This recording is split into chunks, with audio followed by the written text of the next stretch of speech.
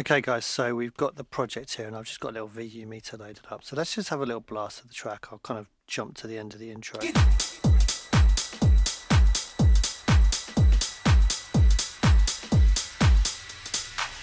it down. I'm into this underground house music. I listen to really a lot of music, everything.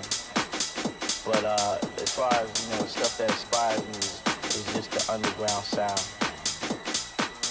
You might not hear, these songs on the radio. And in a way it's like jazz. I have a concept that I go by in the way that house music is jazz because it's just raw feeling. So it's about house.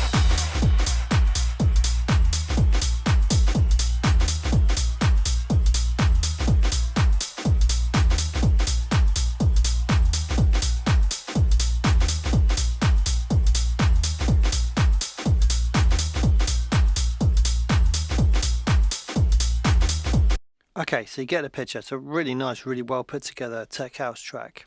Now the first thing we need to work out before we do anything else is the tempo. Okay, so I usually do this with the BPM counter in Logic. Okay, 1, 2, 3. And if you don't do that from the start, and if for some reason you have to chop things up or move them around, suddenly you realize that things are in the wrong place if you actually have to then change the tempo to the correct one. So you have to do that straight away, get that right in from the beginning to make sure, and just double check with the metronome. Okay, so we're good there. Now this is sounding pretty well balanced to me, and we've got all the faders on unity gain, so this has been sent in a really nice way because everything's kind of at the right volume and it's all on unity gain, so it's an easy mix to start with. But you can see that we're at a nice level actually in terms of a pre-master, so there's nothing wrong with -3, -4 from a pre-master, that's okay.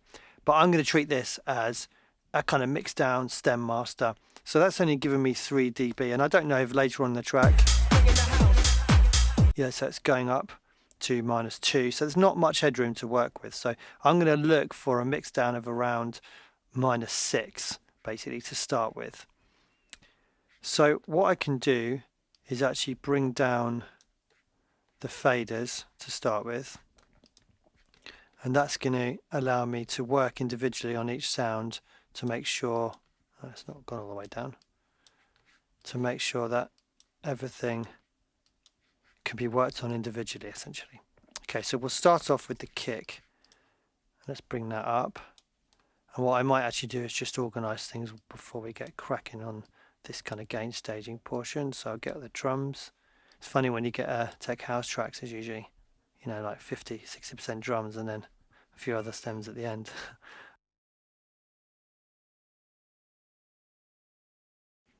So I have a kind of color scheme I like to use.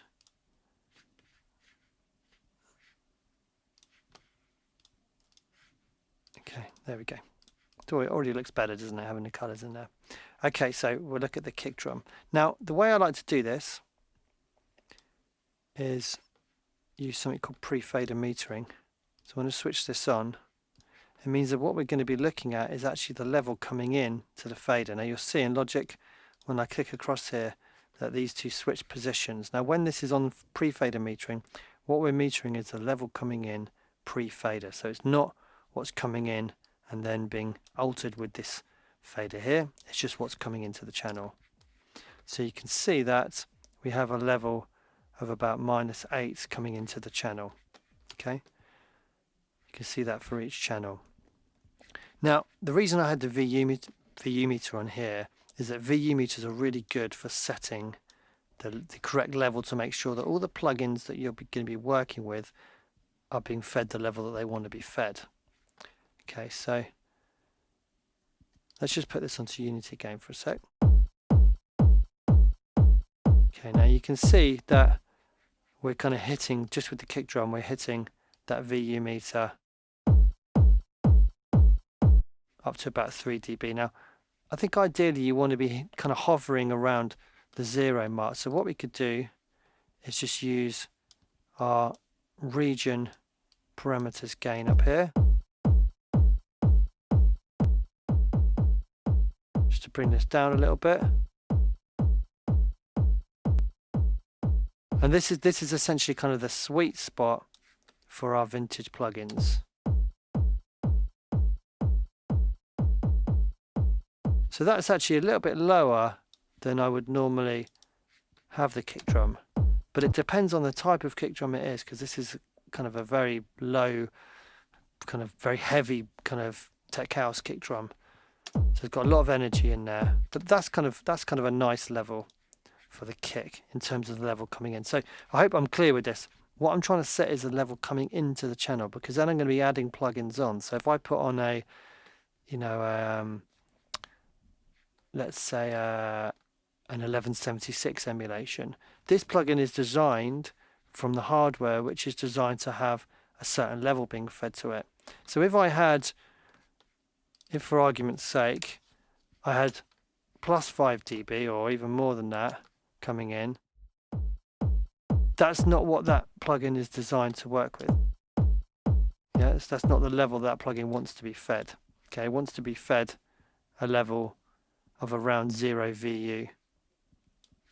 Now, I often find with audio, with percussive audio, with drums and things like that, you can kind of generally work around a ballpark figure of about -6 to -8. So I'd say this is actually quite a bit lower, because we had it on -5. It's quite a bit lower than I'd normally have the kind of level of the kick drum in terms of the level coming into the channel. Yeah. So with unity gain, so we've got no volume being added or taken away. Our inherent volume of the audio file is kind of hovering kind of around this kind of 0, a little bit over. And we've got about a -13 peak level. Okay, so that's the kick drum gain stage, so that it's going to be feeding plugins in the correct way. Let's work with the clap. So the clap has a peak level of -9 at the moment. You can see on the VU meter it's so much lower than that, because it's much more of a snappy transient sound than the kick. So we're going to boost this up.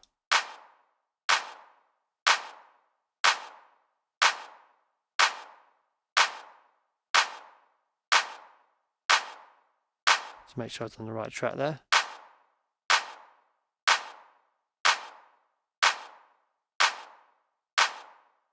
Okay, so I'm getting it closer. It's not kind of as close to 0 as it might be, but we don't want to be peaking. But you can see that's the difference between a sound with a very high peak and then a very low sustained amount or RMS level. You can see that the VU meter doesn't respond to peak as well. The VU meter reflects our ears, so it responds much more to RMS than it does to peak.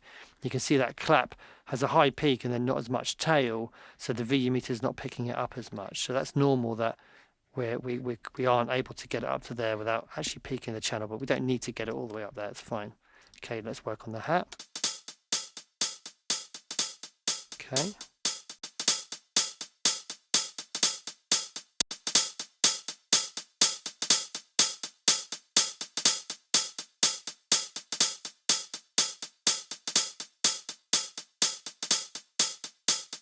Okay, that'll do for the hat. We've got an open hi-hat, which comes in a little bit later.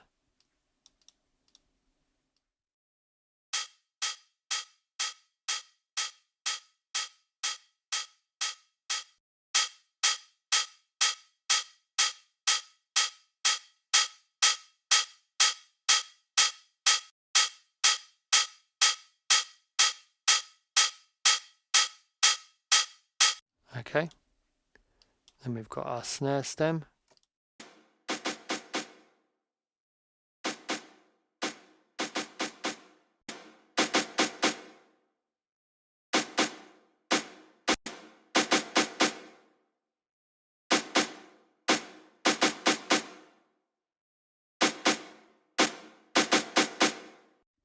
Okay, so again, just trying to get it close up to that VU, 0 VU there.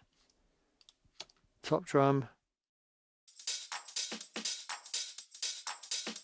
Make sure you're always selecting the right region.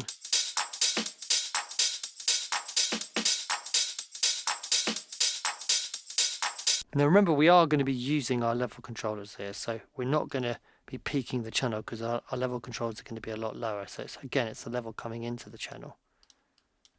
Okay, so bass stem. So now we're looking at something different because it's not percussive.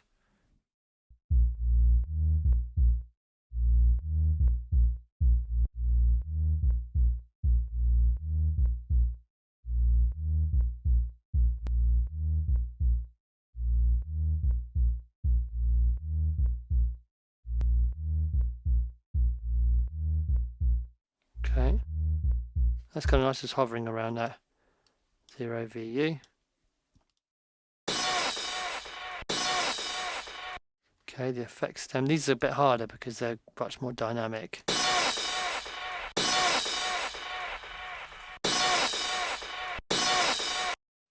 Okay, synth stem. Just make a little region around that, or locators around that, I should say. Okay.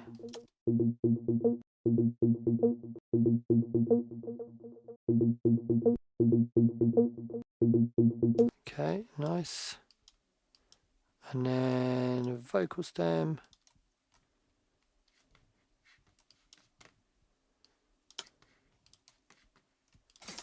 So it's about how. So it's about how.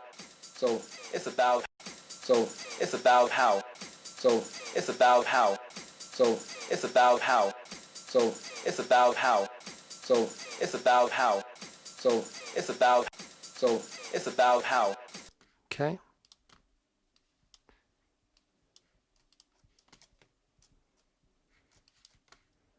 Let's put a loop around this vocal here. Just underground house music. Really, I listen to really a lot of music. I'm into just underground house music. Really, I listen to really a lot of music, you know, everything. But as far as, you know, the stuff that inspires me is just the underground sound. You might not hear, you know, these songs on the... Cool. Okay.